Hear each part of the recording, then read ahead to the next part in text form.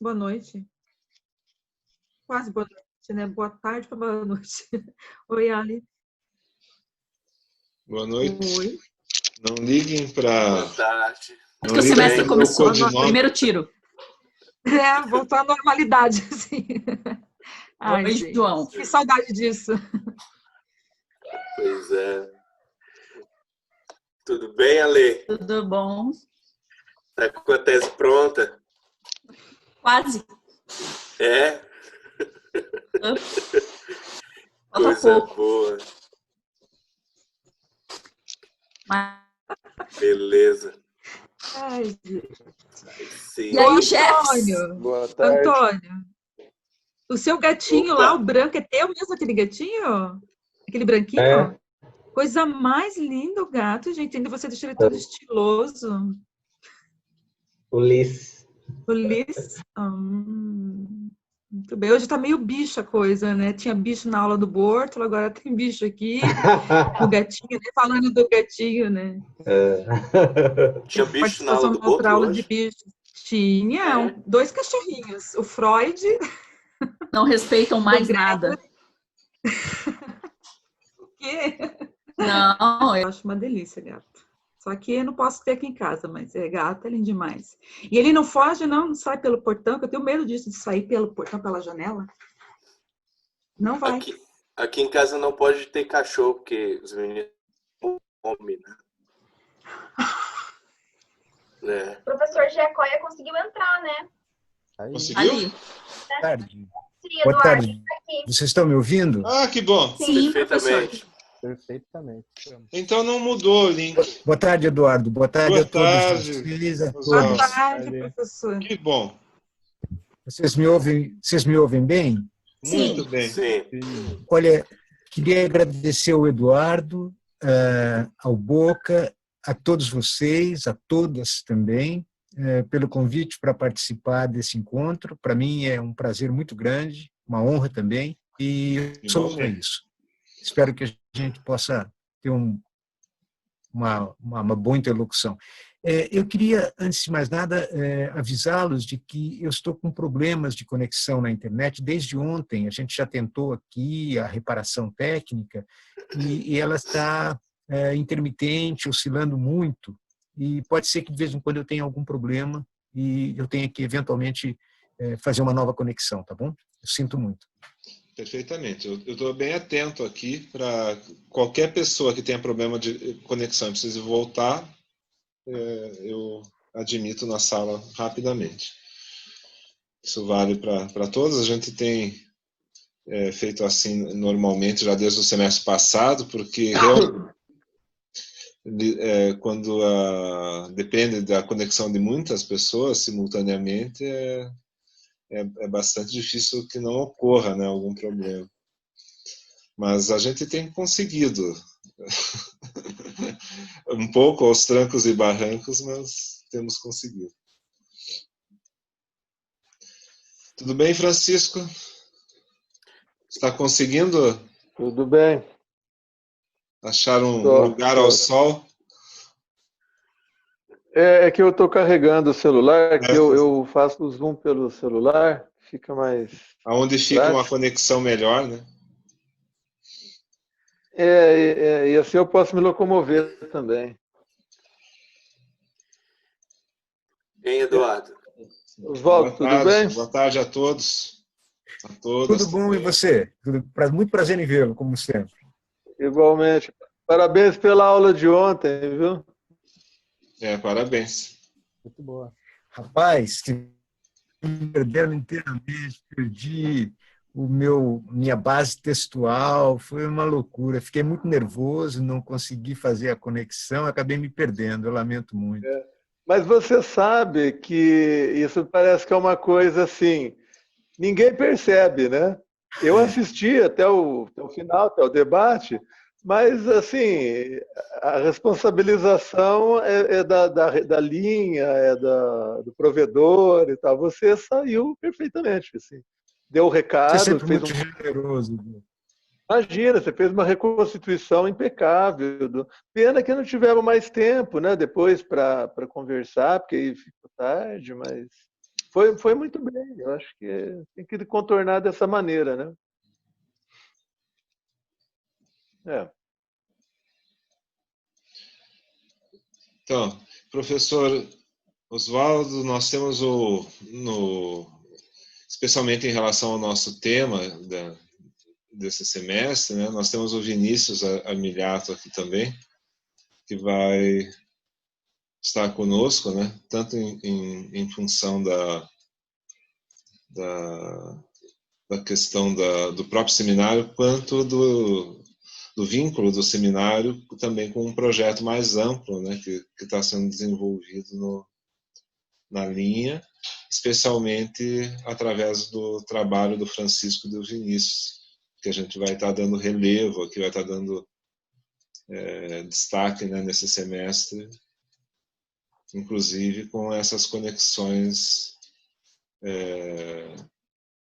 internacionais, né, que fazem parte do projeto e que a gente vai incorporar nas aulas de um modo particular, né, que a gente vai comentar aqui como que a gente vai fazer essas participações também dos pesquisadores que estão publicando, né, junto com o nosso grupo e que também nos concederam, estão nos concedendo, né, entrevistas, porque a gente considerou que era mais seguro do ponto de vista da conexão, dessas dificuldades, né, que a gente está vivendo no dia a dia, mais seguro fazer pré-gravado e aí apresentar as entrevistas, né, para o nosso grupo, né, com a certeza de que ela foi realizada. Né, então, isso dá uma garantia, né, enfim, dessas participações que são inéditas também, né, porque elas não... Enfim, nós tivemos ali no início algum grau de adaptação, mas agora elas estão se tornando mais inéditas. Gostaria de falar alguma coisa, Vinícius, sobre o projeto? Eu acho que seria bacana você dar uma palavra... tem mais uma pessoa querendo entrar. Dar uma palavra, né, sobre o contexto do projeto, a abrangência, o foco, os participantes, né? Uhum. Boa noite, final de boa tarde para todo mundo. Bem bom ver todos de volta, professor Oswaldo também, Boca, Eduardo estava numa reunião até agora, né? Bom, a ideia é fazer essa vinculação. Estou desenvolvendo no pós-doutorado uma pesquisa sobre o Georges Canguilhem, que é um autor que o Boca já trabalha também há bastante tempo, e a ideia é que, enfim, como resultado do trabalho, a pesquisa termina agora, o período pós-doutoral termina daqui uns 2 meses, e disso resultou um livro sobre o Canguilhem, e aí a gente está organizando essa publicação, está quase em vias, já está terminada praticamente, e a gente está entrevistando semanalmente os autores do livro. Tem muito autor estrangeiro e a gente espera que nas quinzenas, né, como o Eduardo cortou um pouco a conexão quando o Eduardo estava explicando ali para mim, não sei se para todo mundo também, cortou para todo mundo, estou vendo várias caras fazendo assim. Cortou. A gente, cada quinzena, vamos apresentar um capítulo desse livro, que é de um autor diferente.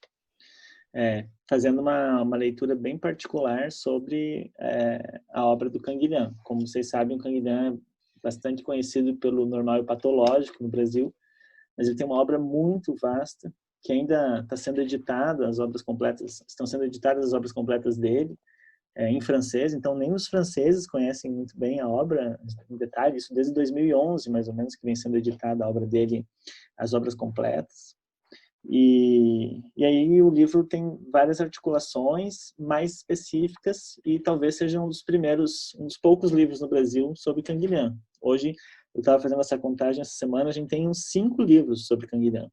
Sobre Canguilhã. Existem alguns livros que fazem história das ciências, sobre perspectiva da medicina, da psiquiatria, e utilizam o Canguilhã para fazer a leitura. Mas um livro só sobre a obra dele, me parece que tem 2 ou 3, e o nosso seria esse terceiro. Então é muito legal estar fazendo essa organização e poder divulgar para vocês, e que todo mundo, enfim, possa ter acesso a esse material.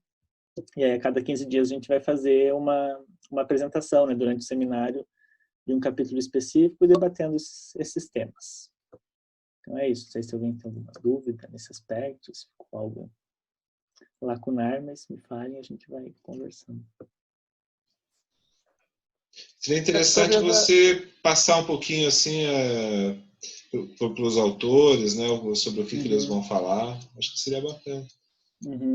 Trabalhar o índice, né, Vinícius? Pegar o índice aí do livro e mostrar o... Então, o livro ele faz até uma espécie de homenagem. Desculpa, uma pergunta. A gente poderia ter, eventualmente, acesso a esses textos que vão ser apresentados ao longo das quinzenas com alguma antecedência para poder ler? Não. Sim. Sim. Isso está projetado, o texto em si, né? Não a entrevista feita com os autores, mas os textos com antecedência. Sim. Hoje mesmo a gente já vai disponibilizar o texto da entrevista que a gente vai conversar na semana que vem, ou no próximo encontro, não sei exatamente. Como o livro está em vias de edição, né, a gente vai disponibilizando ele, e vai ser bem interessante, porque todo mundo vai poder ler o texto. São trabalhos que foram traduzidos, né, do francês. Então espero que a gente tenha... Vamos ter bons debates. Assim. Estou abrindo aqui o livro para mostrar para todo mundo. Bom, então assim, a gente fez o livro pensando numa espécie de homenagem a como o próprio Canguilhã organizava os livros dele, fazendo eixos de investigação. Geralmente, o Canguilhã tem 2 ou 3 livros inteiros, que são um livro com início, meio e fim. O resto são publicações, são compilações e conferências que ele deu. Então, a gente fez 4 ou 5 eixos de trabalhos com várias contribuições diferentes. O primeiro deles é filosofia, então são articulações da obra do Canguilhã, o que o Canguilhã aporta sobre o tema da filosofia. Nesse caso, a gente tem 2 trabalhos, 2 textos do professor Patrice Vermeyren, da Universidade de Paris 8. Não sei se vocês conhecem, mas ele é uma figura muito importante na filosofia francesa hoje, colega de Jacques Rancière, enfim, trabalhou na Paris 8 com todas as figuras importantes que passaram por lá, né? Ele vai trabalhar, então, essa relação do Canguilhã com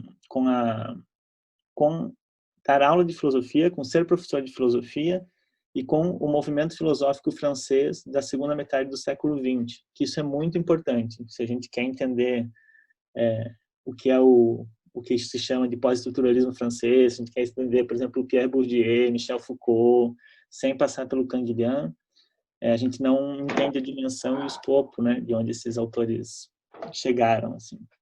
Qual que é a raiz onde eles estão assentados.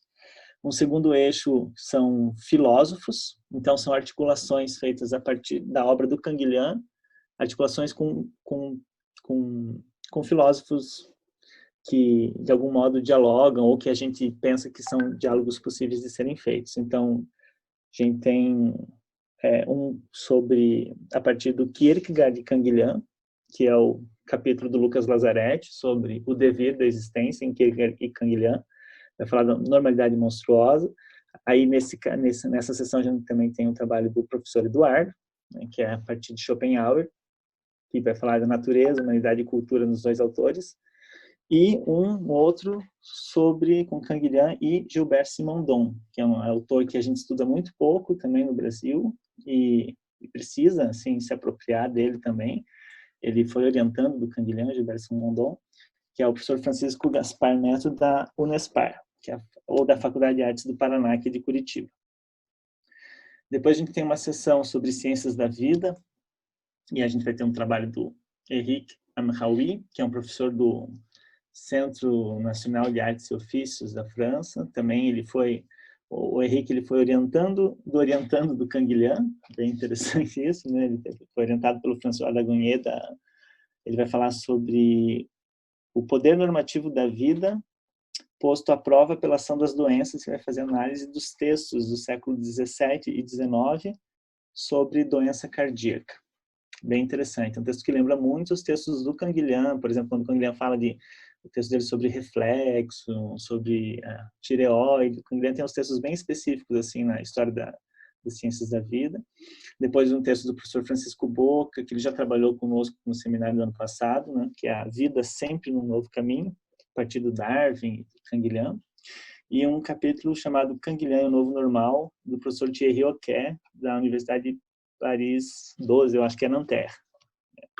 Ele vai falar sobre pessoas intersexo e como é que é feita a leitura dos fenômenos de intersexualidade pela medicina e como é que o Canguilhem, enfim, poderia pensar essas irrupções de singularidade no campo da sexualidade.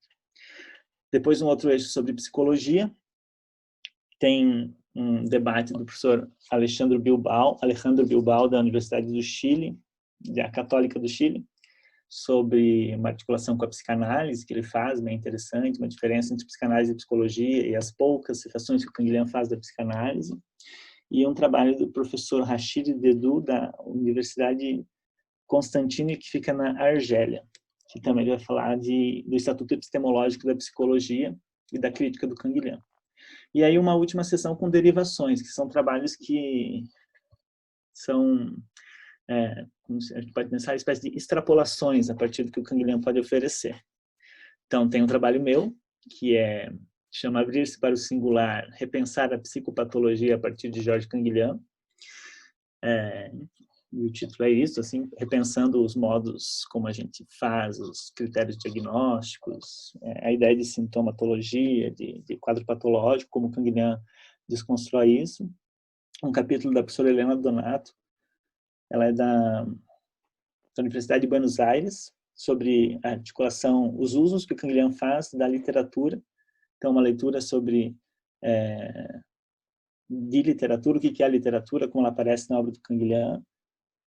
Um trabalho do professor Adriano Holanda e da Nicole Kraszensky, que são da Federal do Paraná, aqui do Departamento de Psicologia, que é sobre a experiência da psicose, um olhar sobre a psicose a partir do Canguilhem. E, por fim, do nosso colega Caio Padovan, da Universidade de Montpellier, acho que é Montpellier, Paul Valéry, o Caio vai falar sobre... né? Montpellier. Uhum. Contribuições da epistemologia histórica à psicopatologia dos estados limites. Ele vai falar da ideia do que a gente hoje fala de borderline, só que como que, historicamente, o conceito de margem e border, ele vai trabalhar com esses dois conceitos e vai fazer um pouco isso a partir de um método de leitura proposto por Canguilhem, uma espécie de epistemologia histórica, né? Essa perspectiva epistemológica do Canguilhem é muito pouco explorada também aqui no Brasil e é algo que a gente precisa, enfim, trabalhar nos próximos. A gente tem muita coisa para fazer em cima desse autor. Enfim, daí o livro é um pouco isso, assim. É um trabalho que a gente desenvolve já faz mais de um ano, 2, 3 anos, e já deixo o convite, todas as quartas-feiras, às 5h30 da tarde, nos reunimos via Zoom, e estamos fazendo leituras dos textos de Canguilhem sobre as ciências da vida. Isso desde o ano passado. Então, se vocês tiverem interesse também, podem me escrever e que nas quartas-feiras eu mando o link para vocês dos encontros. Quem tiver um interesse, se sentir convocado pelo chamado canguilhemiano. Bom, é isso, gente. Não sei se... E, enfim, e cada semana a gente vai trabalhar um desses artigos com essas entrevistas com os professores. A gente está preparando as legendas, as entrevistas e tal, mas vai ser por aí. espero que seja bem proveitoso esse semestre para todo mundo. Eu gostaria de falar da dinâmica dos encontros, porque ela vai ser distinta com relação aos brasileiros e aos estrangeiros, né? Nós, como estamos habituados aqui com a questão da internet, não quisemos arriscar, embora tenha sido aceito o convite de que eles participassem dos seminários, mas há a questão, então, da internet, com uma grande dificuldade de conexão para participarem ao vivo, e há uma questão também secundária, mas muito relevante, que é a questão do fuso horário, né? Então, nós consultamos todos e optamos por uma alternativa, onde nós fizemos o seguinte: a gente está fazendo uma entrevista com cada um deles, uma entrevista onde já tem 3, estamos de entrevista. Por cerca de 30, 40 minutos, expõem o conteúdo do capítulo que corresponde à contribuição deles no livro. Claro que os temas também são um pouco mais explorados, enfim, mas relacionados ao capítulo. Depois dessa apresentação, as pessoas que até agora participaram das entrevistas elaboram algumas questões, algumas provocações, de maneira que esse autor, então, expõe com mais detalhe ou acrescenta alguma coisa. E nós estamos com entrevistas aí em torno de 1h30, algumas chegando a 2 horas, coisas assim. Bom, aí, com esse material assegurado, né, que seria então já inédito, né, e já gravado, a ideia é que a gente faça um cronograma de exploração dessas entrevistas. Então, como o próprio professor Oswaldo perguntou sobre o material básico, né, de leitura. Então, a ideia seria assim: próximo encontro, vamos apresentar o texto do Alejandro Bilbao. Então, Vinícius vai encaminhar só o texto dele, só o capítulo dele, traduzido para o português, para todos os alunos, todas as pessoas, os participantes, inclusive quem estiver me ouvindo e que não tem e-mail na mala postal do seminário, que o inclua quanto antes para poder receber. Bom, uma vez recebido, então, esse material, você tem uma semana para ler, e no encontro, a gente pensou que reproduzir a exposição que o professor fez do texto seria um pouco enfadonho. A gente achou melhor apresentar, supondo que todos tenham lido, pelo menos uma vez, para se inteirar do assunto, a expectativa seria, então, de apresentar o debate, né, as perguntas e a resposta do professor, e, em seguida, a gente realizar o debate entre nós, né, tomar posse do debate, daquelas questões, e também avançar com as questões pessoais, pertinentes, e inclusive com o canal aberto para depois mandar questões para esses colegas. Nós temos todos temos e-mails, alguns temos WhatsApp e tal, podemos manter contato com eles. Então, de forma que a cada 15 dias, a cada semana, o material relativo aos estrangeiros seria o mote, seria o que iria fomentar os nossos encontros e a nossa discussão sobre Canguilhão. Já os brasileiros, né, que inclusive já tem 3 aqui, né, que já participam, e mais alguns que são aqui do Brasil, nesse caso a gente não pretende fazer entrevista. Então a gente agenda a semana com esses colegas, que não estão no trabalho aqui com a gente, agenda, faz o mesmo processo, encaminhamos o texto com antecedência, e ele vem pessoalmente falar do texto dele, se submeter a questões, tal, e aí tudo em português, sem o problema da mediação da língua. Então, seriam 2 dinâmicas, assim, né? Uma mais, vamos dizer assim, mais contida, né? Essa da entrevista, onde a liberdade seria, o envolvimento seria menor, e depois a outra com os brasileiros. Eu até estou pensando agora que talvez nós possamos, durante a semana, até já digitar uma agenda assim, né, da sequência dos que vão, né, vão ser apresentados e tal, para que todo mundo vá tendo uma expectativa um pouco mais, né, vamos dizer assim, mais segura do que vai acontecer durante o curso, né? Então era isso. Se alguém tem um outro tiver detalhe, alguma... Francisco, Sim? que Pois não? após a aula específica, onde será trabalhado cada um desses conteúdos, no dia seguinte a entrevista completa está liberada também no canal do GT Filosofia e Isso, Psicanálise no YouTube. Então, isso. tanto a exposição Aí dele, todos porque a os gente detalhes, né? Porque o é, grande problema é que ela é muito extensa, né? Então, a gente ocupar todo o tempo da aula para assistir o conteúdo integral dela torna a aula quase irrelevante, né? Porque a gente passaria aqui apenas assistindo pela extensão dela.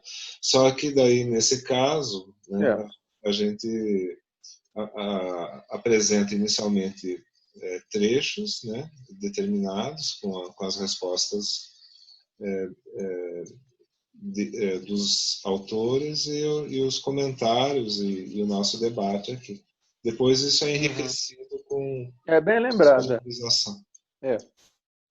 É como assim, eu imagino que seria assim, a gente vai usar uma entrevista editada durante os nossos encontros e depois no canal fica o material completo lá para quem quer ver com calma, né? Quer retomar, ou quem já viu quer retomar, enfim. Tinha esquecido de dizer isso, né? E no fim, todo o material vai estar disponível no YouTube. São vários níveis, ao final, né? Nós ficamos com vários níveis de contato com o material, né? Tanto o livro em si, completo, né? Disponível para leitura, né? Que tem uma característica muito própria, né? Você poder se debruçar sobre um livro impresso, né? E esse nível da entrevista completa e esse nível da nossa disciplina, né? do debate, dos comentários. São várias formas de abordagem do mesmo material, né? Até porque tudo isso vai ficar disponibilizado também. E a ideia é que a publicação também seja feita nesse semestre, né? Então, durante o próprio semestre.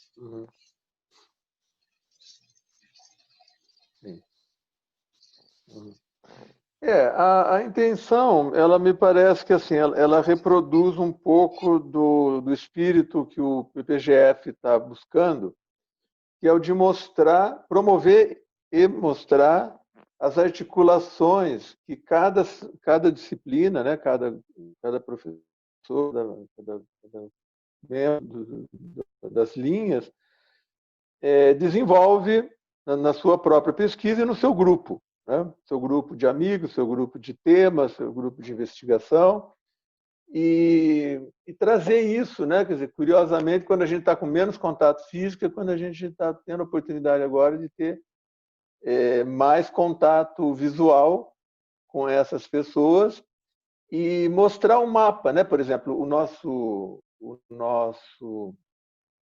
livro, ele se irradia, né? Mais ou menos assim, a partir da Paris 8, porque o Patrício o Patrício hoje é um professor emérito e tal, e ele foi contemporâneo, né, dessa geração e produziu, né, formou uma geração ou duas de pesquisadores de epistemologia, da biologia, da filosofia da ciência, filosofia da vida, que está no sentido que o livro bem mostra, né? Que são pessoas que a gente frequenta lá em Paris e tal, e que não está circunscrito mais à cidade, né? Você tem ali a América do Sul, você tem África, a Europa e aqui Brasil e tal.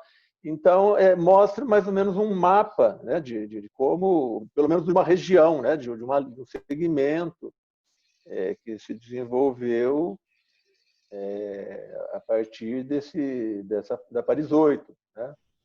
Então, é como se fosse eu imagino que para nós todos, né, frequentar um bastidor. Né? Assim, então, a ideia é apresentar mais que um livro. Né? Poderíamos finalizar o livro, imprimir, editar, imprimir, distribuir, falar, leiam, né? E o resultado está aí. Mas a ideia é tentar, pela primeira vez, mostrar o bastidor de um livro. Né? E como ele foi produzido, as pessoas, e produzir esse contato. Né? Um contato que pode se estender, eventualmente. Já há convites, né? Nós vamos acabar realizando um congresso, participando de um congresso em outubro ou novembro no Chile, também para o lançamento desse livro e de um outro livro que o Bilbao está publicando lá. Depois, não sei como vai ficar a Europa, o nosso acesso lá, mas tem já um congresso também organizado, com data em aberto, no Quiname, lá onde o Henrique é professor, e também dedicado ao livro. Então, tem uma sequência, né? Um bastidor todo, como eu disse, de pesquisa, e a gente está querendo compartilhar, né? No caso do seminário, com os participantes, e no caso do YouTube, com o público em geral. Né? A ideia é de disponibilizar isso.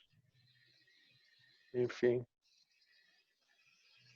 E aí vamos, adicionalmente, ter o professor Oswaldo, né, em várias oportunidades, discutindo essas questões todas aí com a gente, como debatedor. Acho que vai ser É bem interessante. Eu estava, inclusive, pensando aqui, Francisco, a grande contribuição Muito obrigado. que o professor Oswaldo vai nos proporcionar em relação a essa conexão, né, do Canguilhem com o Nietzsche, né? Quer dizer, que é evidente, assim, né, uma raiz nietzschiana muito profunda da obra dele, independente do modo como ele também explorou isso, com, digamos assim, com a singularidade dele, né? Com a autenticidade, com a espontaneidade dele como autor. Há essa conexão que certamente não passa desapercebida para o professor Oswaldo. Com certeza, é realmente um ponto da maior importância. Para mim, está situado assim no núcleo de um interesse que já de há muito tempo eu tenho mantido. Em particular, esta questão que diz respeito ao problema da interpretação, né? De uma concepção de vida que me parece muito interessante, comparar Canguilhem Nietzsche, às vezes que Canguilhem cita Nietzsche, inclusive, e um aspecto que para mim interessa mais de perto, que é a vinculação que ele faz de Nietzsche com Claude Bernard, né? E eu acho que é um imenso campo de questões a ser desenvolvida aí, que está assim, muito longe de ter sido suficientemente explorado. E, do meu ponto de vista, eu gostaria talvez de trazer aqui para a discussão com vocês tanto este aspecto da relação com Nietzsche, quanto também com Augusto Conte, um autor com quem eu me ocupei no meu mestrado e que também, para o Canguilhem, é uma referência filosófica importante. E eu acho que seria, talvez, de interesse comum, né, debater algumas questões a esse respeito.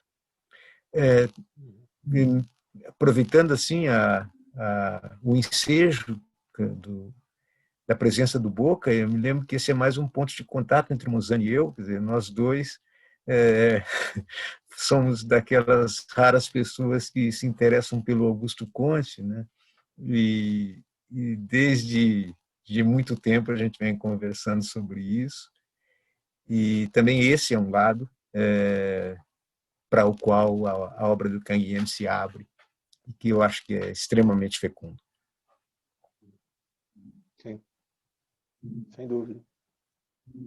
Inclusive, eu acho que repercute, assim, pontualmente, né, nos autores, mas repercute muito fortemente na retrospectiva ou na reconstituição da filosofia moderna que você fez ontem, né, de mostrando todas essas expectativas modernas que fundamentam a política, né, e que fundamentam basicamente a noção de história, né, filosofia da história. Sim. E com alguns diálogos mais pontuais, como, por exemplo, com o próprio Comte, com Kant, né? Sim. Que são objetos de reflexão no artigo nos últimos artigos de Canguilhem. Eu achava que era o último, o Vinícius me disse que não foi o último artigo dele, de 84, parece, em que ele fala justamente sobre a decadência da noção de progresso e traz toda uma refundação, né, de matriz darwinista, assim, né, do darwinismo mais mais aerado, assim, né, um darwinismo mais voltado para a variação, né, e que põe em discussão toda a tradição moderna de fundamentação da história, né, da finalidade, né, das teleologias, Sim. Né, da própria noção de devir histórico, né? E aí entra Nietzsche, né, dando apoio para essa reconstrução que ele faz, essa crítica à modernidade e mostrando como que a noção da contingência, né, da variação contingente. Com certeza. Né? Então, tem uma reflexão que eu não tenho nenhuma dúvida que você vai poder contribuir muito mesmo com esses autores aí. Eu ficaria muito feliz se a gente pudesse, pelo menos, oferecer um mínimo de elementos para uma discussão mutuamente produtiva para nós todos aqui. Sim. Inclusive, se você quiser produzir um texto, né, ou pelo menos assim, como você fez ontem, né? Pelo menos alguns, eu ainda chamo isso de slides, né? Os PowerPoints, assim, né? Com uma reflexão a partir desses autores aí, seria muito boa. Te agradeço muito, Boca, e eu não dispenso não, viu? Te agradeço muito. Eu só precisaria de um tempinho, porque eu não tinha me preparado para isso. Então, você me conceder um tempinho aí ao longo desses nossos encontros, eu gostaria, sim, de, digamos, circunscrever alguns aspectos, particularmente essa relação com Nietzsche, que me interessa muito, e acho que tem aí todo um aspecto histórico muito interessante, né? Porque o Canguilhem não teve acesso à edição histórico-crítico-filológica das obras do Nietzsche, e mesmo alguns autores do entorno, como Deleuze, por exemplo, né, ainda não leem Nietzsche segundo os padrões histórico-crítico-filológicos que a pesquisa Nietzsche pratica hoje. Então, mas notavelmente, o Canguilhem cita o espólio filosófico e textos matriciais, como, por exemplo, aquela questão da não oposição entre doença e saúde, que o Canguilhem vai explorar tão bem no Normal e Patológico, né? Isso mostra que ele tinha um certo trânsito pelo espólio filosófico de Nietzsche, que é surpreendente, com enorme fecundidade, e no entanto, nós podemos derivar daquele mesmo espólio que o Canguilhem cita consequências que vão muito além, digamos assim, do perfilamento de Nietzsche, a noção de doença do Claude Bernard. E ele transcreve o texto do Bernard, né? E, no entanto, não para ali. Então, seria esse nosso diálogo, que seria uma ocasião justamente para, via Canguilhem, retomar o apontamento, a nota que o Nietzsche faz, que é uma transcrição do Claude Bernard, e mostrar, em última instância, como é que não basta você simplesmente apontar ali uma influência científica, uma influência, enfim, cultural, mas sim tentar ver como isso é elaborado no pensamento de Nietzsche, como o fato de ter referido e, digamos, copiado o texto do Bernard, não esgota de maneira nenhuma a profundidade da reflexão que o Nietzsche faz com base aí. E acho que muitos dos elementos que o Canguilhem vai desenvolver depois apontam muito na direção de que o pensamento de Nietzsche se desenvolve em um sentido que se afasta bastante daquele que é mais propriamente vinculado ao texto do Claude Bernard. E acho que isso é uma questão, certamente, para quem se interessa por Nietzsche, importantíssima, na verdade, né? Sobretudo quando hoje a pandemia coloca em circulação aí uma grande quantidade de textos e de reflexão a respeito do problema da saúde no Nietzsche, essa referência eu acho incontornável. Mas eu precisaria de um pouco de tempo para poder preparar alguma coisa, para apresentar aqui. Na verdade, nós temos o semestre todo, né? Nossa disciplina deve ir até novembro, coisa assim, e já temos uma agenda preparada, né, com as entrevistas, que é um material que vai nos ocupar talvez por um mês e meio, ou 2 até. Então, a partir daí, você Maravilha. poderia... Né? É só uma questão de programarmos, né? De colocarmos na agenda, abre o espaço e realizamos com todo eu agradeço pela generosa oferta e certamente vou me ocupar disso, digamos assim, tão logo eu tenha me desembaraçado de compromissos que estão, por assim dizer, às vésperas de vencimento.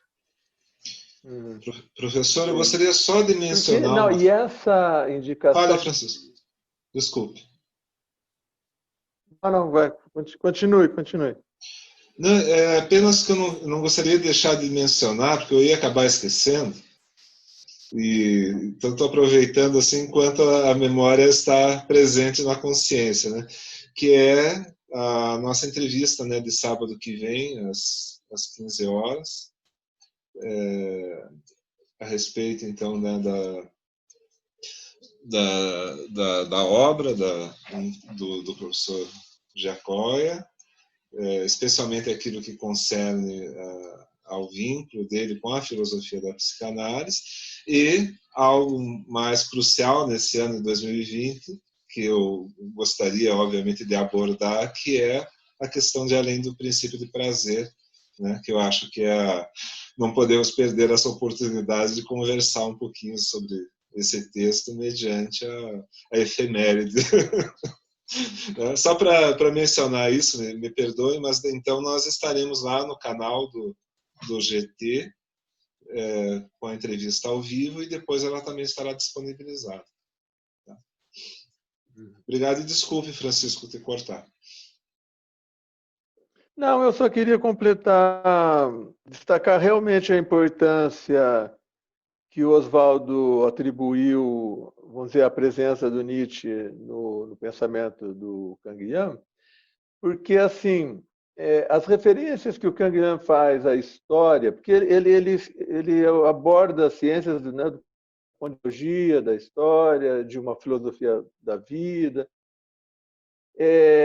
elas são ricas. Além de Claude Bernard, por exemplo, quando ele faz referências a Bichat, ele mostra, isso lá, vamos dizer, lá no 18, né, no século XIX, ele mostra como que, em muitos autores, a questão da oposição entre saúde e doença como privação, esse tipo de coisa, como que já havia uma desconfiança sobre isso, né? Como que, por parte desses autores, essa nosografia já era alguma coisa duvidosa, né?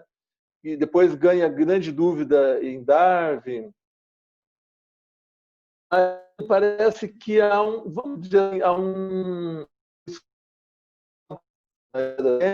onde todos esses autores, esses cientistas, acabam reintroduzindo valores, que eu vou chamar aqui de metafísicos ou dogmáticos, provisoriamente, que impedem a crítica radical ao pensamento científico. E, inclusive, o Canguilhem mostra isso, ele criou problemas ali com os biólogos franceses da biologia molecular, denunciando, aí entre questões políticas importantes, denunciando como que, mesmo após a introdução da biologia molecular, onde uma quantidade enorme de preconceitos já não se sustentavam mais, né? Como a própria noção de raça, a própria noção de erro, né? No sentido de oposição erro e cópia. Então, acho que vamos dizer, é a sombra de Nietzsche que permite que ele seja crítico radical desses autores, inclusive a ponto de indicar, né, de ter problemas pessoais, por exemplo, com François Jacob, e mostrar como que esses autores, a despeito do que tinham de ver sobre o devir da reprodução, da herança, dos caracteres e tal, ainda pensam a reprodução como cópia e a inadaptação como erro. Quer dizer, de alguma forma ainda dão sustentação para a velha oposição entre saúde e doença, para preconceitos científicos. Então, me parece que o Canguilhem consegue levar, vamos dizer, a sua crítica mais longe, né, a sua percepção de uma filosofia da vida mais longe do que outros levaram. Eu digo outros porque ele também foi médico, também poderia ser incluído entre esses cientistas, por esse aporte nietzschiano, por essa crítica, vamos chamar de radical, mas que acaba mostrando como que, vamos dizer assim, aquilo que os cientistas estiveram próximos de expulsar pela porta da frente e acabou voltando pelas portas do fundo, né? Então, ele acaba sendo um epistemólogo, vamos dizer, com uma lupa um pouco mais apurada, né? mais sutil, inclusive podendo denunciar uma coisa que eu já comentei muitas vezes no nosso seminário, podendo denunciar como que um elemento político, que é a eugenia, seja a eugenia, como eu comentei a semana passada, seja a eugenia de melhoramento de raça, seja de extermínio, que é pior ainda, mas como que ela sobrevive, inclusive nos estratos científicos mais avançados, né, mais contemporâneos. E me parece que é pela falta dessa crítica estimulada, né, vamos dizer, impulsionada pela radicalidade nietzschiana e por essa concepção de luta sem finalidade que Nietzsche empresta para o Canguilhem. Então, eu acho que se a gente puder avançar nessa referência, que até onde eu li é mais ou menos colateral, né, no Canguilhem, ele não tem tratado sobre Nietzsche, ele não explora suficientemente, não revela suficientemente a presença de Nietzsche no pensamento dele, mas vamos dizer, na feição geral da sua crítica é nítida, né? Se percebe esse impulso nietzschiano. Então, eu acho que tornar isso claro na tua voz, Oswaldo, vai ser muito bom para a gente. Era esse o acréscimo. Obrigado. Mais uma vez, muito obrigado. Eu poderia pedir para satisfazer uma curiosidade minha, professor Oswaldo, em relação a Comte, né? Como que ele entra nessa história? É claro que eu não quero antecipar demais, né? Eu entendo a questão da história, enfim, mas em relação a tudo isso, né? Onde está o ponto mais fecundo? Isso que eu fiquei curioso em relação às menções já feitas, né? essa ideia da fecundidade, né, que você falou. Uhum.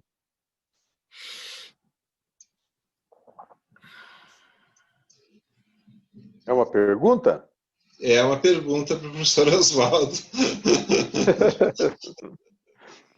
Desculpa não ter enfatizado a interrogação.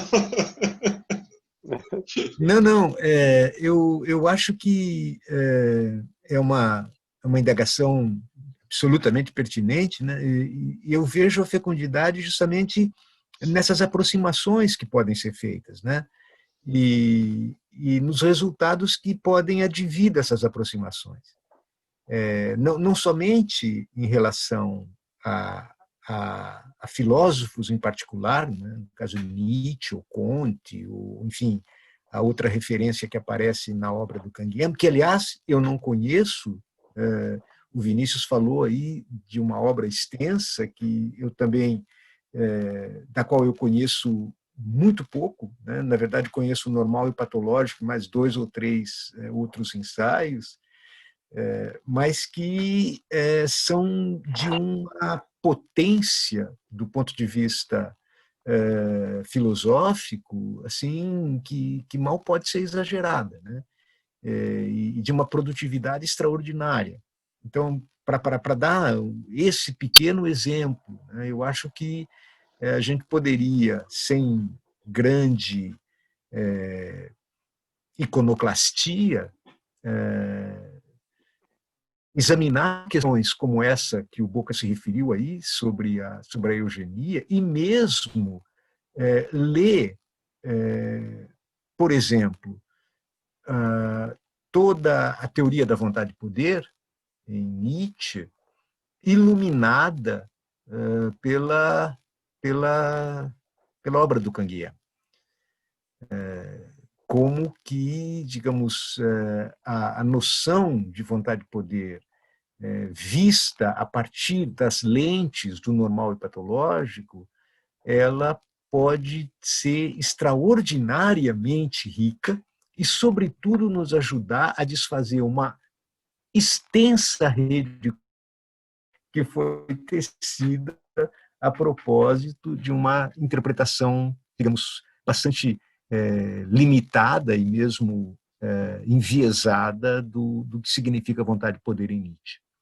E esse é um exemplo, Eduardo, de onde está a fecundidade, a profundidade, porque esse tipo de leitura ele é mutuamente iluminador. Quer dizer, dá para se perceber a presença de Nietzsche em Canguilhem e dá para se ler Nietzsche melhor a partir de uma ótica do Canguilhem. Isso é extraordinário. E veja, eu acho que isso não acontece só com o Canguilhem, acontece com toda a geração do Canguilhem. Nesse momento, você falou em história da filosofia, o Canguilhem faz parte de uma geração que lê Nietzsche de uma maneira, digamos assim, seminal para nós. Não podemos esquecer do fato histórico, inequívoco, de que a apresentação da edição histórico-crítico-filológica das obras completas de Nietzsche é feita por iniciativa de Deleuze e Foucault, junto ao editor Gallimard, que acaba bancando o projeto que vinha de 2 italianos, que editavam a obra completa de um filósofo alemão.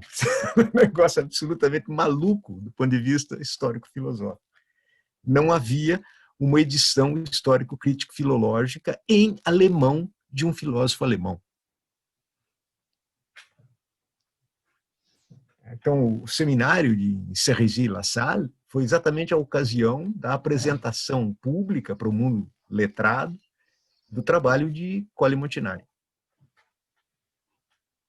Interessante, professor, que em relação ao Freud também, algo semelhante acaba ocorrendo, né, com Jones e Strachey em relação à edição standard, que com todos os problemas, isso, né, e discussões que ela gera, ainda, principalmente em função das notas do Strachey, enfim, dos comentários, um tesouro, né, que se nós formos pensar em termos do mundo de língua alemã, né, quando a edição de estudos é publicada, ela é publicada com as notas Strachey também. Então, Pois é. há alguma questão aí, né? Que... Com certeza, com certeza. Interessante. E em relação a Conte, professor? Então, também esse é um outro aspecto extremamente interessante. Ontem eu estava comentando com o César, no final do encontro da noite de ontem, apenas assim para acolher essa sugestão tão estimulante que o Boca acaba de fazer, né? Os últimos retornos de Foucault a Kant, bom, a proximidade entre Foucault e Canguilhem não precisa ser trazida de novo à memória, ela é patente, reiteradamente afirmada pelo Foucault, mas pouco tempo antes de morrer, o Foucault retorna à leitura de 2 textos de Kant que tratam justamente da questão da finalidade da história. O texto texto kantiano propriamente, né? Do conflito das faculdades, aquela seção dedicada precisamente à questão do telos da história, e o texto da resposta à pergunta o que é o esclarecimento, que é justamente uma reflexão a respeito da atualidade, do presente, né? E são questões absolutamente candentes para qualquer tipo de reflexão filosófica a respeito da história, do estatuto da história, do sentido da história. Então, essa questão também ela é uma questão assim extremamente importante, nuclear, central para o pensamento filosófico contemporâneo, e eu acho que ela está profundamente ligada ao pensamento do Canguilhem, que a vê a partir de uma perspectiva bastante diferente daquela do Foucault, e é justamente isso, de novo, o que é fecundo, porque permite o enriquecimento da reflexão a partir dos vários ângulos de abordagem de um tema.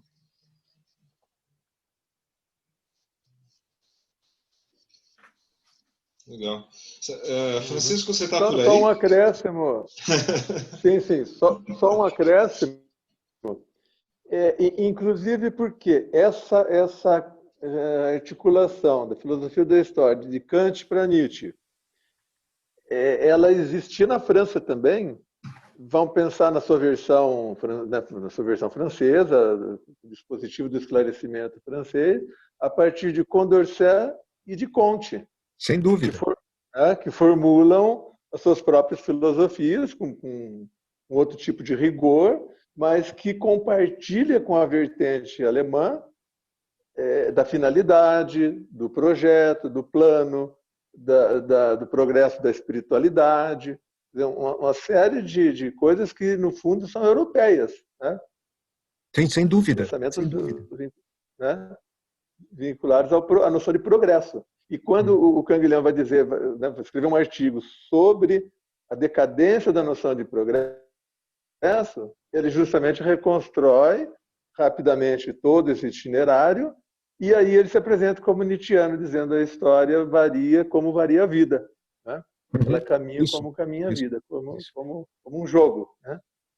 E aí reconstrói toda a filosofia da história europeia. Né?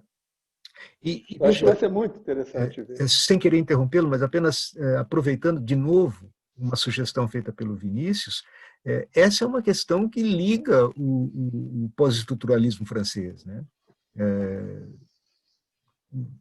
Não só, no caso, os autores que são mais, digamos assim, conhecidos aqui, frequentados no Brasil, mas o pós-estruturalismo francês está inteiramente embebido dessa problemática.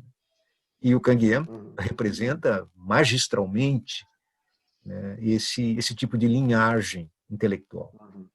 Sim. Sim.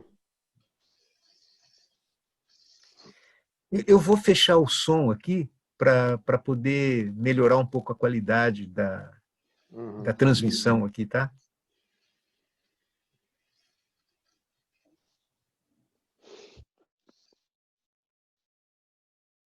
Tá ótimo, então. Nós temos esse percurso, então, pela frente, né? Eu acho que tem toda a peculiaridade, né, desse trabalho que a gente está fazendo, ele foi empurrado, né?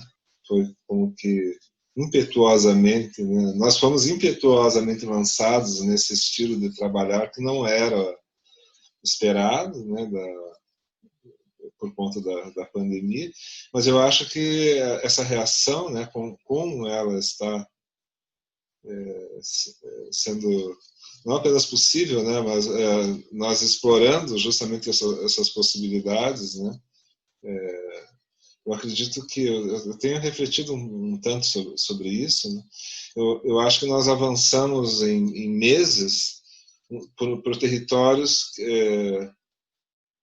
Eu acredito que nós tínhamos uma resistência muito grande de frequentar esses territórios, né, de explorar essas possibilidades de utilização de recursos que já são recursos de cinema, recursos de televisão, enfim, que a cultura de um modo geral já explorava de modo bastante até mesmo habitual, né, em outras áreas, não apenas áreas do conhecimento, mas enfim áreas da cultura, né, da comunicação também, que é justamente essas possibilidades de interação à distância, né? E o que pode existir também de fecundo nisso, né? Desses diálogos que se ampliam e que tem uma forma de memória diferente, né? Existe um livro do Jorge Luiz Borges, eu vou pedir só licença para pegar aqui um instantinho. Eu não vou ler para vocês, né? Mas esse livro que se chama Sobre a Filosofia e Outros Diálogos, que são justamente diálogos feitos ao vivo na rádio, para a gente ver que também não é necessariamente uma novidade. Talvez existam especificidades, mas não é exatamente uma novidade. Mas são diálogos feitos entre Oswaldo Ferrari, como entrevistador, enfim, uma pessoa do mundo cultural argentino, né? E o Jorge Luiz Borges, autor, contista, né? Extremamente conhecido, né? Universalmente conhecido, e entrevistas feitas na rádio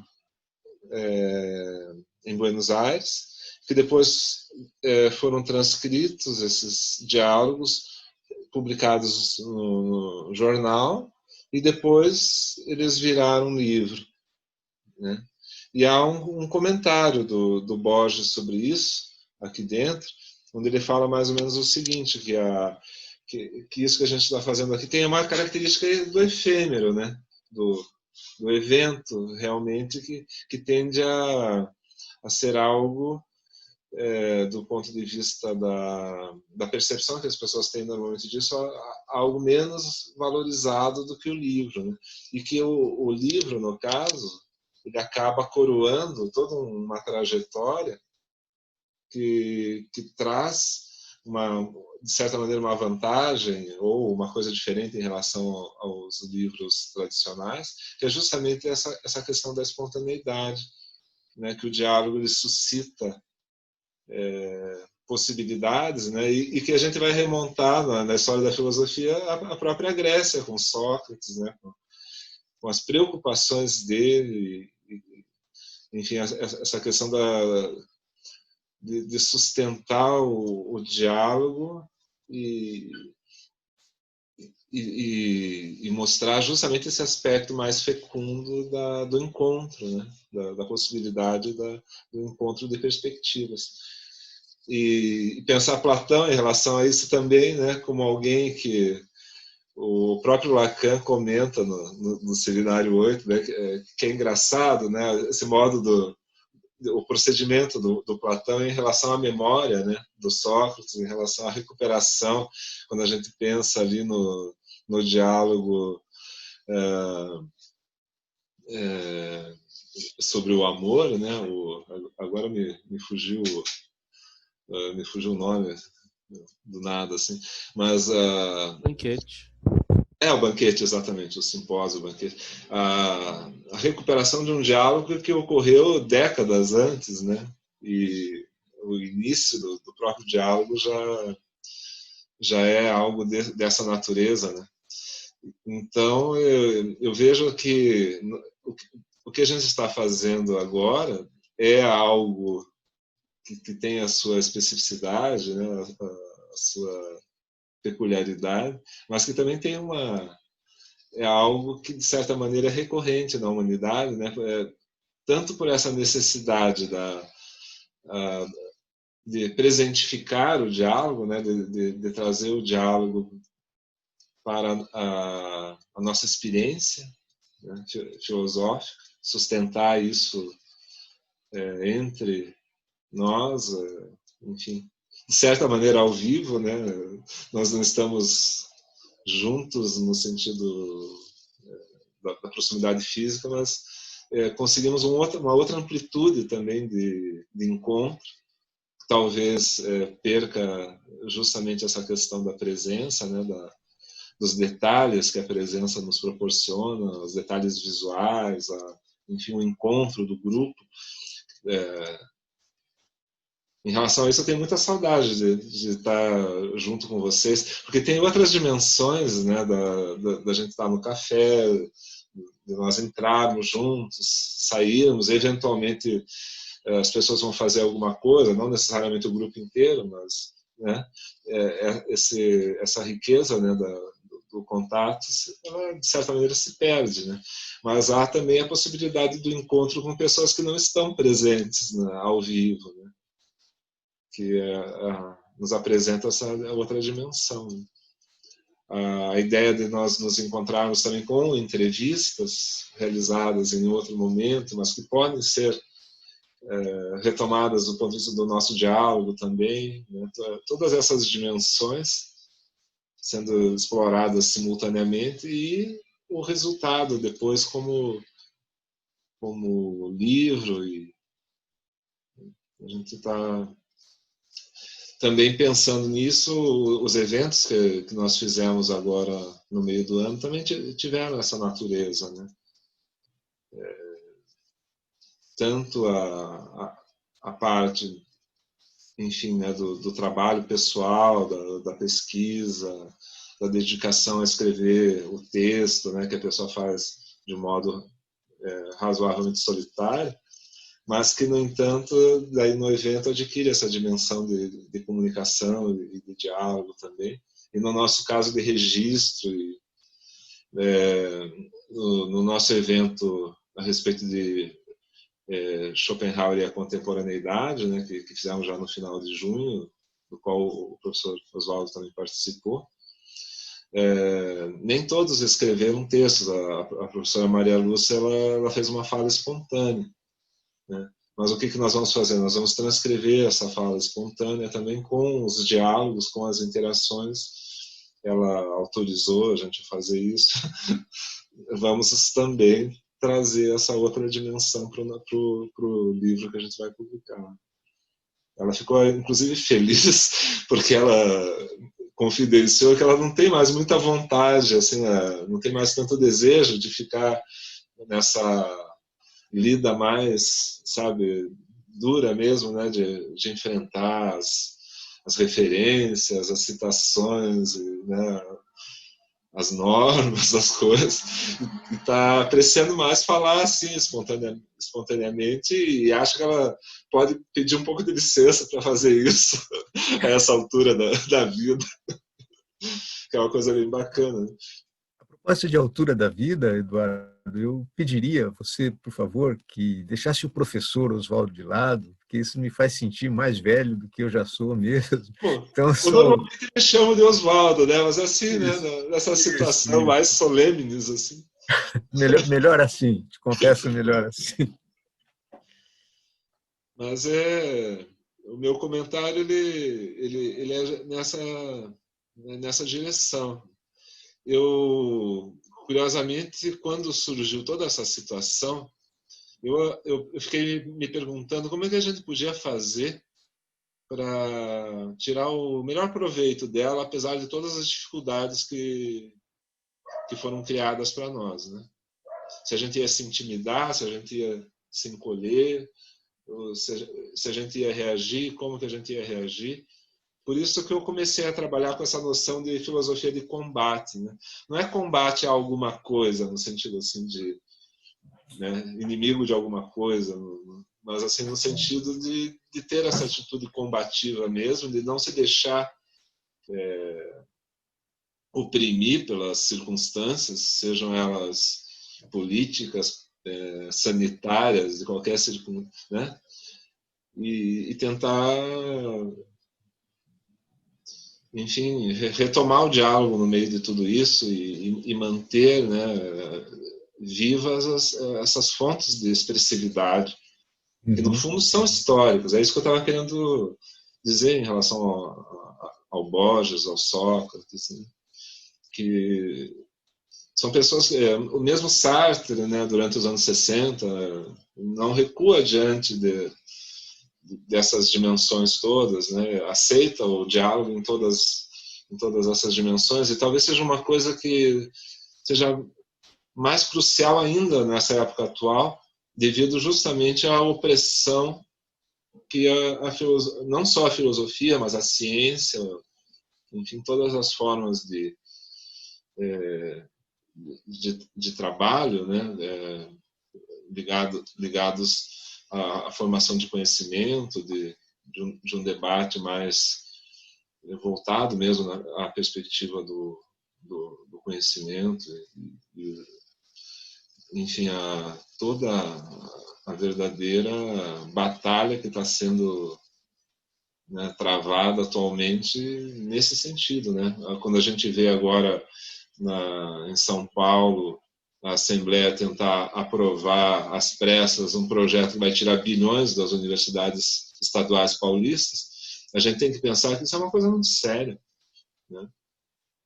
E que todas essas formas de utilização dos recursos que a gente está tentando, nesse momento, né, utilizar, elas são cruciais para manter a própria filosofia viva, né? A própria ciência, o próprio pensamento, enfim, a própria universidade, a valorização, o conhecimento, né, que o público pode ter. Oswaldo, sabe quantas pessoas já assistiram ao nosso evento de filosofia da psicanálise que a gente fez entre os dias 15 e 17 de julho? Mais de 10 mil pessoas assistindo na internet. Nossa, isso é maravilhoso, né? Pois assim, é isso que você está dizendo. Eu estou inteiramente de acordo com o que você está dizendo. Quer dizer, eu acho que seria muito ingênuo a gente tomar uma atitude obscurantista em face das circunstâncias que nós estamos atravessando aqui e, sobretudo, ignorar as possibilidades abertas pelas modalidades mais desenvolvidas de comunicação, de difusão do pensamento que estão à nossa disposição, né? Tem toda a razão.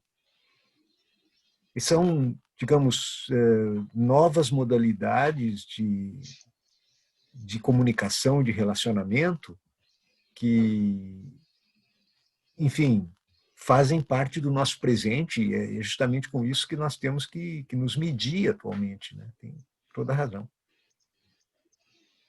Eu gostaria de perguntar para o nosso pessoal que, né, estão todos muito quietinhos hoje. Não sei o que está acontecendo. Se vocês não têm alguma questão, algum comentário a fazer também. Estão muito quietos. Estou achando que vocês estão meio intimidados hoje.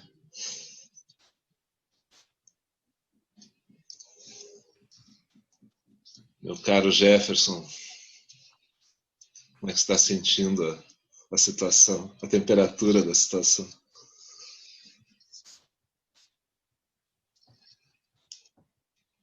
Claro, eu não sei o que... Bom, você, comentários gerais, acho que eu faria a respeito dessa sua proposta mesmo de filosofia de combate, que tem me inspirado muito, inclusive, né, a sair um pouco digamos assim, do cotidiano e das pesquisas que são assim as mais imprescindíveis, né, para aquilo que eu me propus, mas também ir para outros campos e de certa maneira extrapolar, gostei desse termo quando o Vinícius usou, extrapolar aquilo, né, aquele objetivo no qual eu me proponho, né? Eu julgo super importante isso, né? Bem como todas as atitudes que você vem tomando, sim, para que a gente possa colocar isso em prática de alguma maneira. Seria mais um efeito de comentário.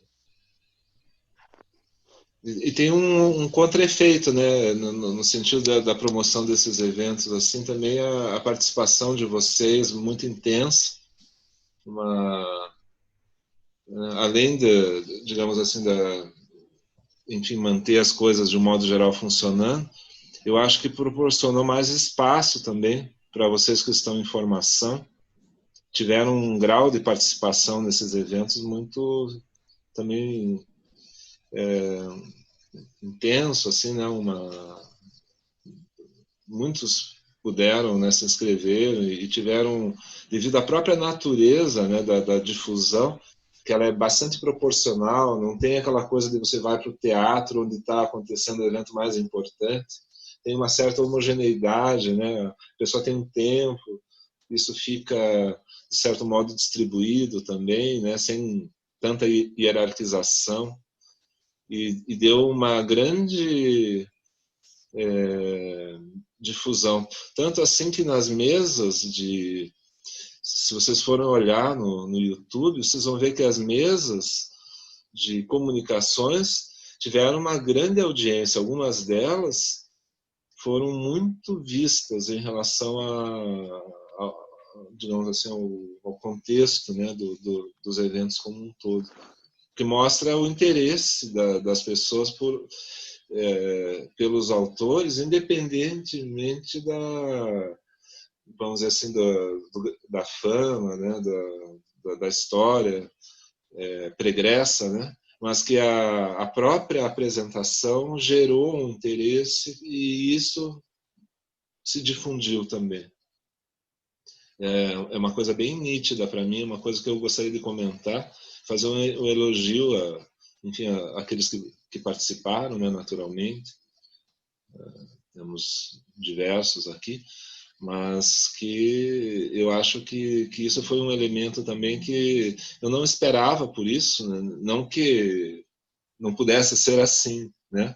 Mas não era uma coisa previsível, essa reação do público, né? Então, de dar uma importância relativa bastante elevada, né, para as comunicações que, em geral, a gente vê nos exemplos dos eventos presenciais, geralmente não tem tanta presença de público, né, quanto tem as mesas de convidados, enfim, as conferências. Eduardo. Diga, Letícia. O que eu acho mais interessante disso tudo que você está falando, e especialmente desse evento, é que talvez pessoas como eu, que não tinham tanta experiência de combate, digamos assim, pudemos experienciar o combate, entende?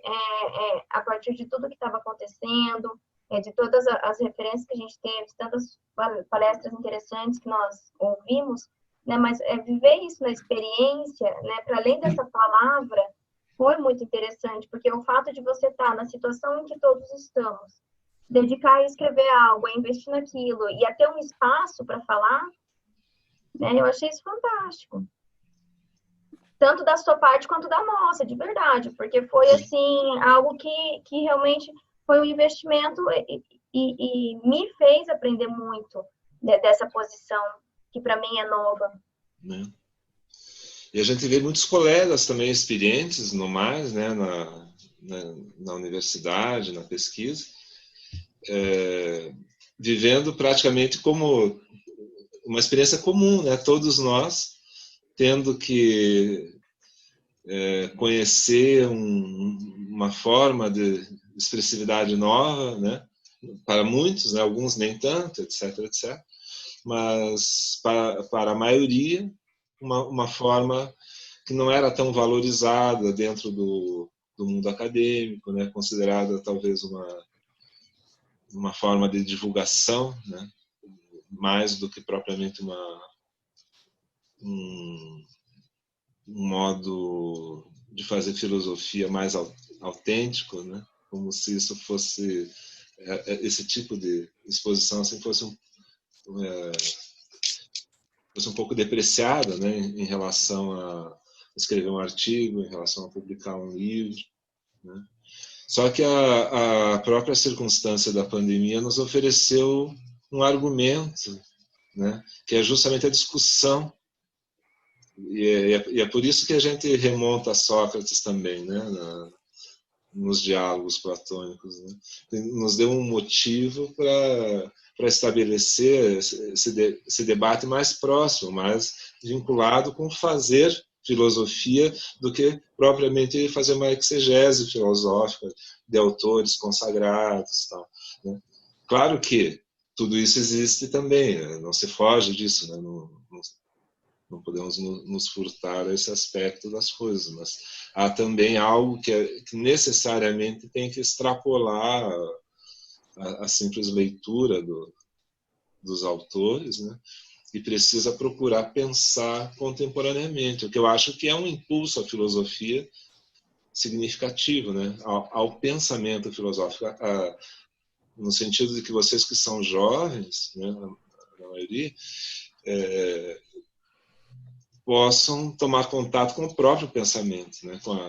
Enfim, com as próprias reflexões, com a possibilidade. E isso é a segunda coisa que eu achei mais interessante, porque todo mundo conseguiu encontrar algo a dizer relacionando o teu trabalho com a questão até da pandemia, da relação atual de governo que nós estamos passando.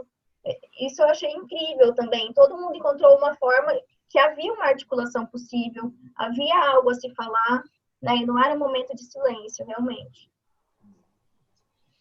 Eu só trouxe esse assunto, peço até desculpas, assim, de certa maneira, ter trazido, mas é porque, me baseando até no que o Jefferson proporcionou de caminhos nesse sentido, mas também porque eu vejo, né, na continuidade do nosso seminário nesse semestre, já uma forte carga de experiência tomada a partir tanto do primeiro semestre, que foi um semestre que a gente teve que era diferente do que a gente fazia antes, né? A gente registrava as aulas, era diferente.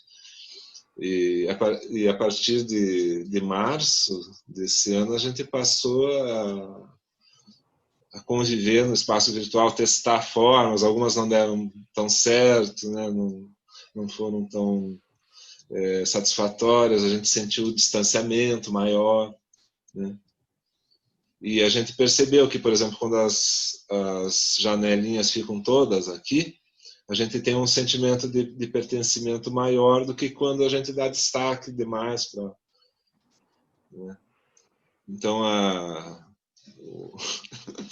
isso foram experiências que foram trocadas entre nós e que eu acho que a gente chega aqui nesse semestre de um jeito bem diferente já.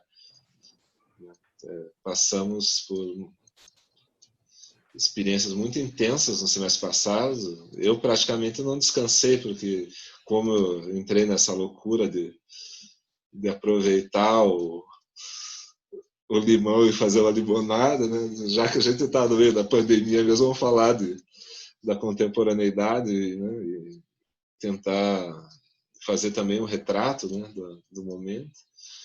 Eu acabei não tendo férias, né? não tendo sossego, né?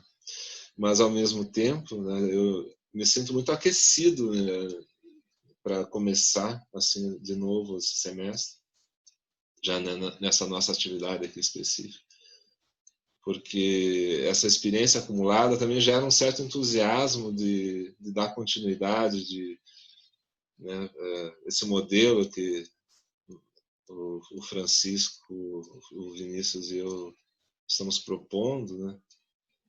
E acho muito incrível, Oswaldo, você estar aqui com a gente também. Acho incrível mesmo. Eduardo, eu queria, a propósito dessa questão da expressão que você usou aí de filosofia de combate, me parece que isso tem mais uma vez, tem um eco de Canguilhem aí, porque ele foi isso, né? Parte da popularidade dele se deve à biografia. É um sujeito que começa sob influência do seu professor lá no Henri IV, que era o Alain e tal, um pacifista. Quer dizer, ele já tinha uma perspectiva. Ele viveu as duas no entre guerras, né? Ele já tinha uma perspectiva de combate que, em função das vicissitudes históricas, ele chegou aí à resistência. Quer dizer, há quem diga que as únicas oportunidades em que Canguilhem exerceu a medicina foi para curar os seus colegas que tombavam vitimados por tiro e bombas e coisas assim. Então, acho que tem um movimento interessante aí de, independentemente das circunstâncias, quer dizer, nós não dispomos sempre das mesmas plataformas, dos mesmos recursos, né? Eu acho que o que é importante é fazer uso de qualquer coisa, né? De qualquer instrumento que nos apareça, para que a gente possa seguir, vamos dizer, uma inspiração, né? Que eu encontrei verbalizada no Sade, quando ele diz assim: o filósofo deve dizer tudo. O sintético dessa expressão indica isso, quer dizer tudo de qualquer forma, né? Como ele puder dizer. Que, inclusive, voltando para o 18, ele dizia tudo como podia, quer dizer, dentro da cadeia, e as formas como ele escreveu e publicou seus livros, popularizou seus livros, foram formas das mais desconcertantes possíveis, né? Então, essa coisa de... Nós só temos que manter para o combate essa ideia de que nós temos que dizer tudo, né? Agora, como vamos dizer, é por habilidades, né? Eu acho que tivemos sorte assim, de você e o Vinícius, que são mais jovens tecnologicamente, estar puxando esses recursos contemporâneos e que permite que eu e o Oswaldo, por exemplo, vamos acompanhando vocês e vamos podendo dizer tudo também, na medida em que esses canais são abertos, né? Então, acho que o espírito tá o espírito filosófico mesmo. É assim que a gente vai caminhar, dizendo tudo nas formas disponíveis, né? E elas não faltam. Oswaldo, você ia fazer um comentário naquela hora também? Não, eu queria dizer que eu valorizo sobremaneira isso que você disse há alguns minutos atrás a respeito de um certo processo de acumulação de experiência. Vocês têm feito alguma experiência no uso destes recursos? Porque não se trata pura e simplesmente de fazer uso de meios, né, de ferramentas, mas também de um aprendizado na relação com esses recursos, né? Ou seja, não se trata pura e simplesmente de uma apropriação instrumental, mas de desenvolver novas formas de comportamento, novas formas de relacionamento com os meios e com as pessoas através dos meios. E é muito importante para uma pessoa como eu, por exemplo, que tem muito pouco trânsito nesse território, constatar, perceber que já há, ainda que com uma forte dosagem de pioneirismo, e nesse sentido, meus parabéns a vocês que estão sendo pioneiros nesse terreno, de consolidar um certo saber, uma certa prática no trato com essas novas modalidades de convivência, em última instância, né? e já podendo discernir algumas pistas de orientação aí que vão sedimentando um caminho já trilhado e abrindo novas possibilidades. Então, para quem não tem essa experiência, como é o meu caso, é admirável que o que você, por exemplo, fez, né, pessoalmente, com as pessoas ao seu redor, na jornada Schopenhauer, para mim foi extraordinário, admirável. O modo como você conduziu aquilo, teve presente praticamente na totalidade do evento, etc. É exigido que eu fique na totalidade do tempo presente. Pois é, e certamente isso te trouxe um conjunto de elementos que foram elaborados, assimilados, desenvolvidos sob a forma de um saber e de uma certa prática que você está colocando aí à disposição de nós todos, generosamente, né? E isso olha, é uma coisa muito louvável, e eu acho que é um experimento mesmo, né? E como, no fundo, a filosofia tem a ver com ensaio, com experimentação, com uma certa... não é só aquela questão da ave de Minerva, que só levanta voo à noite, mas também uma tentativa de se colocar em contato, em relação próxima com aquilo que se passa ao nosso redor e, digamos, explorar novas formas de habitar os espaços, né? E habitar esse espaço virtual é alguma coisa que nós precisamos aprender a fazer. Eu, por exemplo, estou no berçário ainda e vejo que você já caminhou uma boa jornada a esse respeito, né? E acho que é isso. Estamos construindo novas formas de existir, com todos os percalços, com todas as limitações e agruras que a situação da pandemia exige, mas por isso mesmo é tão valioso a coleta, né, das experiências, a reflexão sobre isso e a preparação das condições que tornam possível esse habitar, esse existir aí da maneira que se apresente para nós como a mais produtiva e a mais, digamos, satisfatória possível. Tem um aspecto disso, sabe, Oswaldo, e todos, né? A questão da relevância, né? Eu vejo a necessidade de tornar a nossa experiência relevante socialmente, sabe? Porque há uma certa tendência, né, nessa hora do isolamento, né? O isolamento não apenas físico, mas até mesmo um certo tom depressivo assim no modo de encarar as coisas, que eu vejo uma necessidade de reação realmente. E então tornar esse momento relevante para a comunidade como comunidade e também tornar a comunidade relevante também, quer dizer, aproveitar que a gente está necessitando fazer isso, tornar também a comunidade mais relevante para um público mais abrangente, que não e a gente discute muito isso, né, do papel da universidade, né? As pessoas não conseguem citar o exemplo de um cientista, né? 95% das pessoas não sabem de nada do que acontece na universidade. Isso é muito assustador, porque quando são lançadas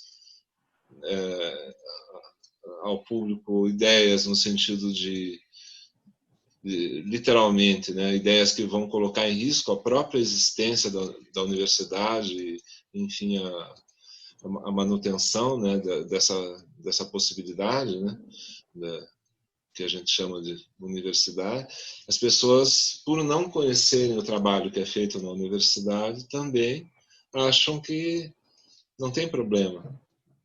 Não tem problema destruir, não tem problema acabar. É possível que alguém chegue e fale que na universidade, né, quer dizer, aquelas fantasias que eu não quero nem mencionar aqui, que vem até nós pela mídia, né, enfim, que mostram como nós estamos sendo vistos em geral, ou não vistos, né, como nós somos invisíveis socialmente, e que politicamente isso é uma coisa muito perigosa para a própria sociedade, né? Não só a sociedade brasileira, mas isso é um fenômeno mais abrangente também. É uma Eu acho que, inclusive, desconfiança. seria muito importante, né, que essa experiência que está sendo processada aqui, gestada e processada, né, ela pudesse se ocupar justamente das questões que são cruciais, inclusive, digamos assim, as exigências que são feitas em relação à linguagem, né? Nós estamos habituados a um certo uso da linguagem na universidade que é bastante, digamos, idiosincrático, né? E este esforço de nos colocar à altura das transformações que estão sendo exigidas pelos processos em curso, vão exigir, inclusive, isso de nós, né? Que nos preparemos para digamos, estar também à altura das modificações que vão ter que ser operadas no próprio trato com a linguagem. E aproveitar os recursos, né?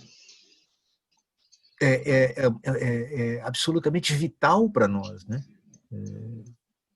Acho que ocorreu uma coisa, sabe, Oswaldo, que eu já venho observando há mais de 20 anos, e não sou só eu que observo, como a tecnologia, por um lado, ela se torna cada vez mais opressiva, né? Ela se torna cada vez mais onipresente e gerando uma demanda, né, de atividade humana, que não é mais para o humano, mas para, né, alimentar a própria tecnologia, uma espécie de inversão da lógica, né, e que vem, obviamente, assim, contradizer todas aquelas expectativas positivas que se tinha, né, com a corrida espacial, o homem chegando à Lua, daí a ciência vai ser a redentora, né, que vai nos possibilitar mais tempo de lazer, né, porque as máquinas farão o serviço pesado por nós. Né. Na verdade, o que a tecnologia fez foi acelerar, né, a própria atividade humana em função das necessidades tecnológicas, que é muito curioso. Por outro lado, tem um outro aspecto, que é o barateamento das tecnologias, né? Tanto a possibilidade de você levar uma bomba atômica numa pasta 007. Bom, tem muita gente aqui que não sabe o que é uma pasta 007, né? Mas, enfim, uma pasta de escritório, assim, dessas que nos anos 70 você chamava de pasta 007. Pois percebe? Até aí, nesse ponto, as nossas figuras, né, tem que explicar. Tem que ser revistas, né? Quem é que sabe que é uma pasta 007 hoje, né? Quem sabe quem é o 007? Né? Exatamente. Tem tudo isso. Mas, enfim, né, a possibilidade de o barateamento, né, esse estúdio de televisão que a gente está utilizando, agora, esse estúdio de televisão que nós estamos utilizando aqui, ele seria caríssimo. Há 15 anos atrás, você teria que contratar uma produtora, essa produtora ia te fazer um orçamento, porque era cheio de técnicos que... Né? Tudo bem, a tecnologia desempregou muita gente, que justamente eram os técnicos que trabalhavam com isso, etc, etc. Muitas produtoras de vídeo realmente fecharam as portas. Produtoras que eram grandes nos anos 80. Né? Quem não se adaptou à internet literalmente sucumbiu, como os ferreiros sucumbiram quando surgiu o automóvel. Né? E é um processo que não depende de nós individualmente, né? Nós podemos subir num banquinho, numa praça e protestarmos contra isso, mas isso não vai interromper o processo, né? A fervura continua. Então, o melhor a fazer, já que isso existe, né, é utilizar os meios, né, e como você falou, procurar a melhor forma de nos situarmos nesses meios, né? Quer dizer, qual seria, então, a maneira, né, mais interessante de utilizar os recursos sem perder a identidade, né? Sem perder aquilo que a gente busca nas outras formas de expressão da filosofia. Enfim, é isso. Eduardo, eu estou constatando aqui da minha parte está cortando muito a minha transmissão. Eu vou silenciar o meu microfone para tentar obter uma melhoria de qualidade na transmissão, tá bom? Sim, sim. Francisco, o que mais?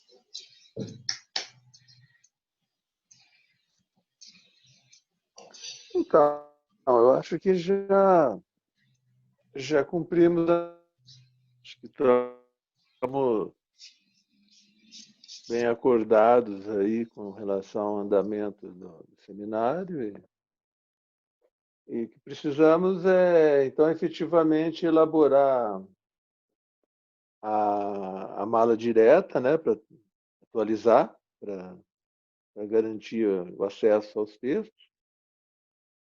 E creio que semana que vem, então, podemos começar efetivamente com a visita ao livro e às entrevistas. O que você acha? Eu acho interessante, porque eu acho que por hoje, né, dentro daquilo que a gente podia esperar de um primeiro encontro, a gente já cumpriu. O que eu acho interessante também, né, desculpa falar para a Alessandra isso, assim, né, como se ela fosse responsável, mas não é responsável, né, mas assim, tem sido tradicionalmente bem reunida essa mala direta nossa, né? Se alguém é mais seguro que se mantenha com ela, né? Já que está com esse movimento. Sim. Eu acho que ela pode só atualizar. Sim. E agradecer, né, a você, Alessandra, por isso, por ter generosamente, né, nos auxiliado nisso, né, para claro, permitir e eu que a fiz gente... ali o grupinho também.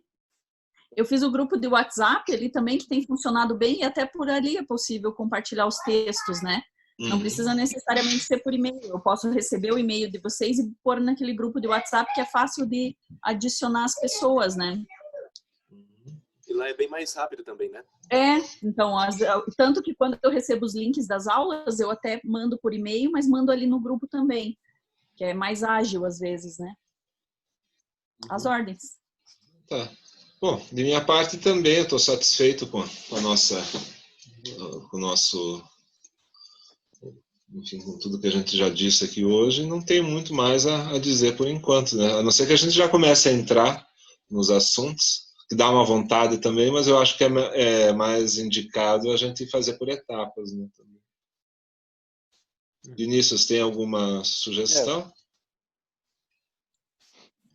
Não, eu só queria agradecer o encontro de hoje, agradecer ao professor Oswaldo pelo pouco que ele falou do Canguilhã e Nietzsche, já dá uma energia aqui na vontade de pegar os livros e mostrar aqui é um volume das obras completas editadas, papel Bíblia, pesa mais de 1 quilo, são 6 volumes, eu tenho aqui 2, e então tem muita coisa assim eu fui agora no índice remissivo, já fui atrás de todas as referências a Nietzsche que tem na obra, acho que tem bastante coisa para a gente investigar.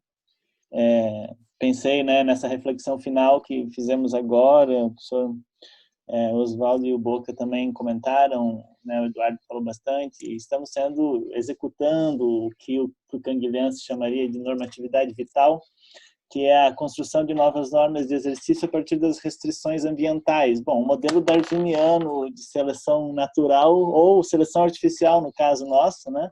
Que somos capazes de dominar a técnica a ponto de postergar o final da nossa existência. Então, eu acho interessante a gente pensar nisso, assim como a gente se reinventa, e também um alerta para nós mesmos não nos iludirmos, porque para o Canguilhão não há finalidade na organização social. Então, muitas vezes a gente precisa também ser vigilante com as formas de invenção que a gente faz, né, de modo que a gente não seja capturado por elas também, né, pela sedução das redes, pela sedução da imagem. Todo esse debate que já existiu com relação à televisão, com relação ao rádio, né, por exemplo, quando os psicanalistas, como a Françoise Dolto, começou a fazer apresentação na rádio sobre dúvidas de psicanálise para os pais e mães que criavam os filhos, como isso foi criticado e como isso é referência até hoje nos livros Virou dela. livro depois. E o Canguilhão tem muita difusão radiofônica que foi transcrita e que estão nessas obras. Então, e ao mesmo tempo o Canguilhão era muito resistente para falar sobre seu percurso na resistência. Ele foi muito reticente, não se conseguia extrair muito dele o que foi exatamente, quais foram tudo que a gente sabe perfeitamente do Canguilhão na resistência são relatos, perfeitamente, não sabe mais detalhadamente, são relatos de colegas dele, né, como ele se esquivava disso, então, enfim, e aí hoje eu vou mandar o texto, então, mandar para o Alessandro, que já posto lá no grupo, o texto do Alejandro Bilbao, e enfim, vamos trabalhar e vamos construir vamos inventar, né, as finalidades, né, já que não estão dadas, né, pelas organizações, como diz o Canguilhão, num texto que é sobre as normas, sobre a organização dos órgãos da sociedade, não lembro exatamente o texto, mas, e convidar quem quiser participar do grupo de estudos, convidar novamente, nas quartas, às 5h30, só me escrever. Acho que era isso. Muito obrigado pela oportunidade de partilhar também esses seminários com todos. Diga, Francisco. Eu acho que a gente então, já cumpriu a missão desse primeiro encontro e podemos, então, nos preparar para alguma coisa mais sistemática na semana que vem. Tá ótimo, então.